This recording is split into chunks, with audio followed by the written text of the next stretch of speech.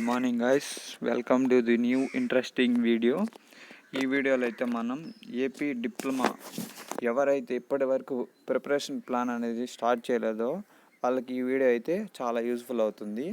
అయితే ముందుగా వీడియోలోకి వెళ్ళబోయే ముందు అయితే ఇప్పటి వరకు ఎవరైనా మీరు స్టార్ట్ చేస్తుంటే కంటిన్యూ చేయండి మీ ప్రిపరేషన్ అనేది.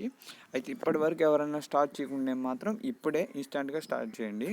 ఎందుకంటే టిల్ 28 డేస్ అనేది మనకి ఇంకా మిగిలి ఉన్నాయి. మనకి అక్టోబర్ 21 నుంచి అయితే ఎగ్జామ్స్ అని అయితే టెంటేటివ్గా ఇచ్చారు. ఫిక్స్ అయిపోతాయి అవే. ఓకే, అయితే ప్రిపరేషన్ ప్లాన్ అనేది మనకి సప్లై అయినా రెగ్యులర్ అయినా ఈ టేబుల్లో చూపించిన విధంగా ఎవరైతే ఫాలో అవుతారో వాళ్ళు మంచి రిజల్ట్స్ అయితే ఆశించవచ్చు. మంచి మార్క్స్తో అయితే పాస్ అవుతారు. అయితే ఈ టైం టేబుల్ ఎలా ఉంటుంది అనేది నేను ఈ వీడియోలో అయితే ఎక్స్ప్లెయిన్ చేయబోతున్నాను. First morning 6 to 7 supplementary student అయితే డే వైజ్ అనేది మనం ఇచ్చున్నాము. మండే ఏదైతే చదువుతాడో అదే టైం టేబుల్ మళ్ళీ బుధవారం చదువుతాడు. వెనస్డే చదివిన టైం టేబుల్ని మళ్ళీ ఫ్రైడే చదువుతాడు. ఓకే, చదివిన ఇవన్నీ మనకి సండే అనేది ప్రీవియస్ ఇయర్ క్వశ్చన్ పేపర్స్తో రివిజన్ అనేది చేస్తాడు. ఓకే, అయితే మీకు ఈ టైమ్స్ సెట్ కాకపోతే ఇంక మీరు ఏదైనా వేరే టైమ్స్ అయినా షెడ్యూల్ చేసుకోండి, కానీ సబ్జెక్ట్స్ మాత్రం ఇవే ఫాలో అవ్వండి. అయితే ఇంకో క్వశ్చన్ రావచ్చు మీకు, అన్న మేము రెగ్యులర్ స్టూడెంట్స్, మాకు ఫస్ట్ ఇయర్లో సప్లైలు ఏం లేవు అని అడుగుతారు కదా. వాళ్ళైతే ఈ సబ్జెక్ట్ 1, సబ్జెక్ట్ 2, సబ్జెక్ట్ 3 ఉంది కదా ట్యూస్డే, అదే సబ్జెక్ట్స్ థర్స్డే కూడా చదువుతారు. థర్స్డే చదివిన సబ్జెక్ట్స్ని మళ్ళీ సాటర్డే చదువుతారు కదా. అయితే ఈ Monday, Wednesday, Friday regular students ఏం చేయాలి? సండే ఎలా చదువుతారు? Previous year question papers third సెమిస్టర్కి సంబంధించి, లేకపోతే 5th సెమ్కి సంబంధించి లేకపోతే చదువుకుంటారు వాళ్ళకి సంబంధించినవి. అయితే ఈ మండే, వెనస్డే, ఫ్రైడే మేమేం చేయాలి అని అడుగుతారు. అయితే ఇప్పుడు మనం ట్యూస్డే, థర్స్డే, సాటర్డే అనేది 3 సబ్జెక్ట్స్ మాత్రమే కవర్ చేస్తాం. ఒక్కో బ్రాంచ్కి 6 సబ్జెక్ట్స్ ఉంటాయి, ఒక్కో బ్రాంచ్కి 4 సబ్జెక్ట్స్ ఉంటాయి, ఒక్కో బ్రాంచ్కి 5 సబ్జెక్ట్స్ ఉంటాయి. ఆ మండే, ఆ వెనస్డే, సాటర్డే అనేవి మీకు ఇష్టం వచ్చిన సబ్జెక్ట్ ఈసీ రిలేటెడ్ అయితే నెట్వర్క్స్ అండ్ మ్యాథ్స్ అవి చూసుకోవచ్చు.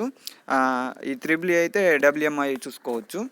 కంప్యూటర్ బ్రాంచ్కి సంబంధించి డిబిఎంఎస్ అవి ఏమన్నా రాడ్ సబ్జెక్ట్స్ ఉంటాయి కదా, అవి ఫస్ట్ టాలీ చేసుకోండి. అంటే ఈ సబ్జెక్ట్ మేము పాస్ అవ్వలేమో కూడా అన్న డౌట్ ఉన్న సబ్జెక్టులు అయితే ఈ మండే, వెనస్డే, ఫ్రైడే, సాటర్డే చూసుకోండి. ఓకే, అయితే ఈ సప్లిమెంటరీ విద్యార్థులకు వచ్చినట్లయితే సప్లిమెంటరీ మాత్రం ఖచ్చితంగా ఈ షెడ్యూల్ అయితే ఫాలో అవ్వాల్సిందే. వాళ్ళకైతే ఎటువంటి చేంజ్ అయితే లేదు.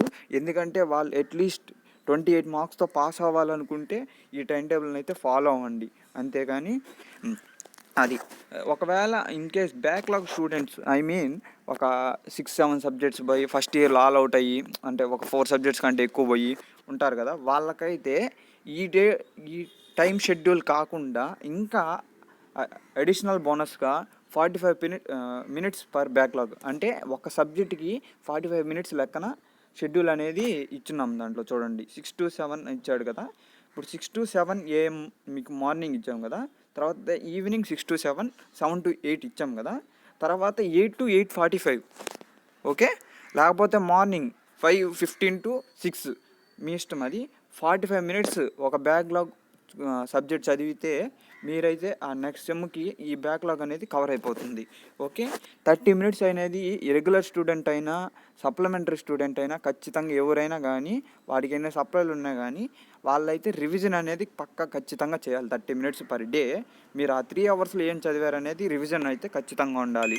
గైస్, ఇదైతే ఈ వీడియో గైస్. మీకు టైం టేబుల్ అయితే ఇప్పటికే షెడ్యూల్ అనేది ఇప్పుడు నుంచి అన్న స్టార్ట్ చేస్తానని నేను అనుకుంటున్నాను.